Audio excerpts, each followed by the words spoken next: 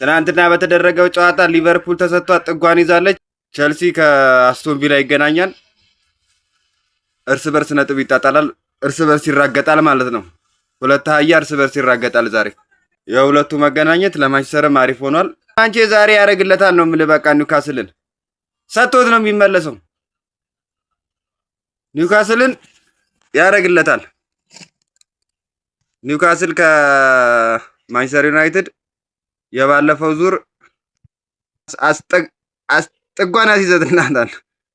ባለፈው አሞሪም ነበረ። በአሞሪም ጊዜ ጥጓን ይዛለች። የሌሊት ጨዋታ ነው። 5:15 1-0 ጥጓን ያስይዘናታል። ባለፈው ትዝ አለኝ፣ አስታወስኩት።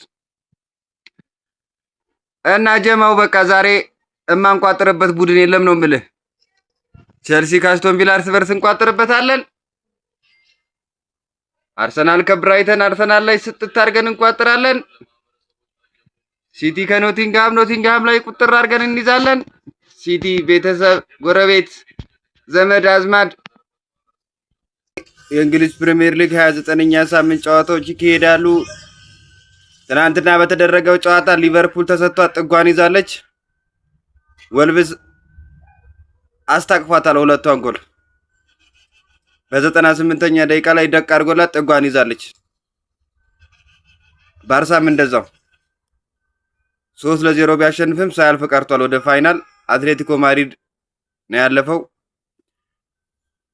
ሊቨርፑል እንግዲህ ያው ለአራተኝነት ያለው ተስፋ እየሞተ እየመጣ ይመስላል። አይታወቅም፣ ግን ሞቷል ማለት ባይቻልም ግን ያሰጋል። አሁን ዛሬ ደስ የሚለው ዛሬ ትልልቆቹ እርስ በርስ ይገናኙለታል እዛው ጋር። ቸልሲ ከአስቶን ቪላ ይገናኛል። እርስ በርስ ነጥብ ይጣጣላል። እርስ በርስ ይራገጣል ማለት ነው። ሁለት አህያ እርስ በርስ ይራገጣል ዛሬ።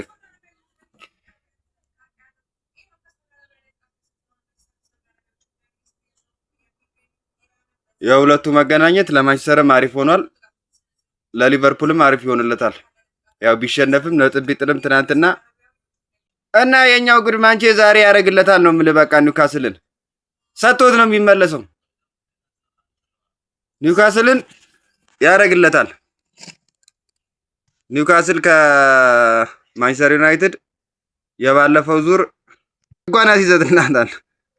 ባለፈው አሞሪም ነበረ። በአሞሪም ጊዜ ጥጓን ይዛለች። የሌሊት ጨዋታ ነው። 5:15 1-0 ጥጓን ያስይዘናታል። ባለፈው ትዝ አለኝ፣ አስታወስኩት። እና ጀማው በቃ ዛሬ ቼልሲ ከአስቶን ቪላ፣ አርሰናል ከብራይተን፣ ሲቲ ከኖቲንግሃም ሲቲ ቤተሰብ፣ ጎረቤት፣ ዘመድ አዝማድ።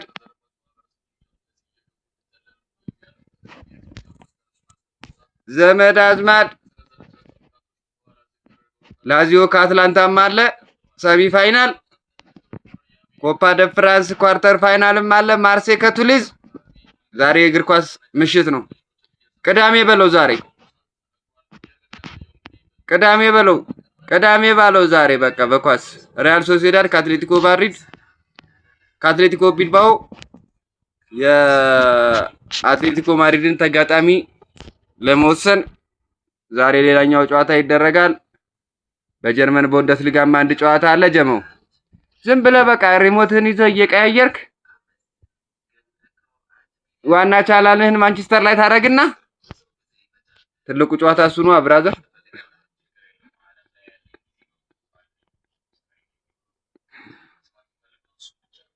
ትኮመኩመዋለህ ነው የምልህ። በቃ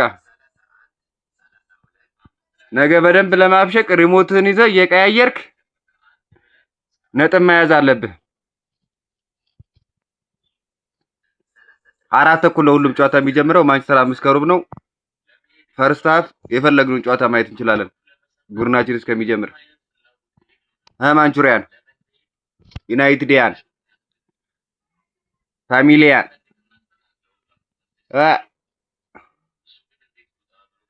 ባፉ ይደረግለታል። ዛሬ ሴንት ጄምስ ፓርክ ሄደን ነው ዛሬ የምንቀጠቅጠው።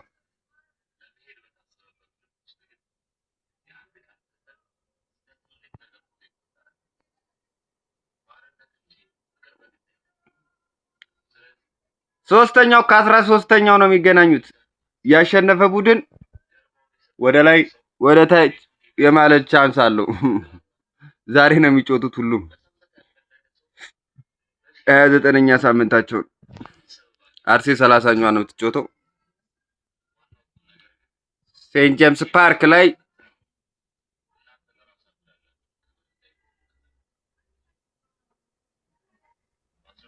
ካሪክ ዛሬ የሚገርም ጨዋታ መጫወት አለበት።